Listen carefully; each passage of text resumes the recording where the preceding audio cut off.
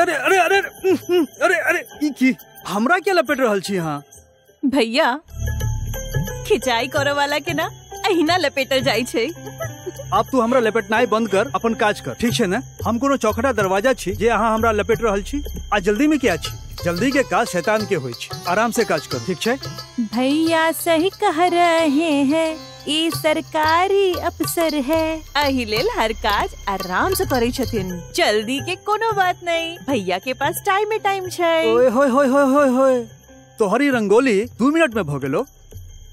पिछला 2 घंटा से मुर्गा बन के रंगोली बना रहल छी। भैया मुर्गा नहीं मुर्गी, हम फीमेल छी ना। मुर्गा हो या मुर्गी, तवा पर फ्राइये होय छै ना?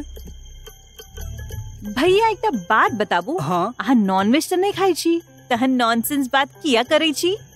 माय डियर सिस्टर, हम मुर्गा या मुर्गी के मिसाल दे रहल छियो, खाए के बात नहीं छै, ठीक छै ना?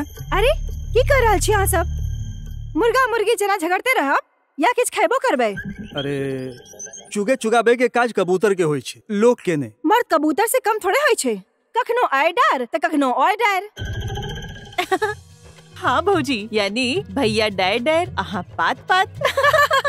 तोहर पात पात के हम इमरा ई बता, ई छो तोहर कान और हम डर डर और तोहर भौजी पात पात। भैया हमर कान छोड़ू नहीं तो हम कानी हो जाए। कान अरे बेवकूफ, कान से क्यों कानी नहीं होय छै, कना होय छै आँख फुटला से। यहाँ हमरा दे दे, यहाँ हमरा दे दे। छोड़ दियो, आहू ना बस बच्चा के साथ बच्चा बन जाय छी।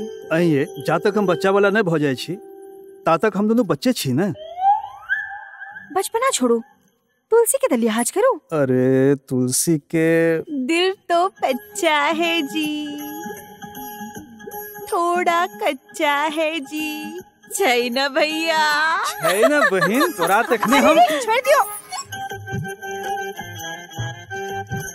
लाओ ई लिया अपन पेन, ला अपन लोटा। लेकिन ई काज तो ठीक नहीं कह रहल छै। अरे तोरा ऐसे की, तोरा तो हम प्योर दूध दै छियै ना, ओकर बाद हम पानी मिलाबै छियै, तोरा नहीं फर्क पड़े के चाही। ठीक है, लेकिन आई पानी के चक्कर में न तोहर भैंस एक दिन पानी में जरूर डूब जतो। अरे जो तू अपन काज कर, हमहू जाय छी। जय राम जी की। जय राम जी की। जो हाँ।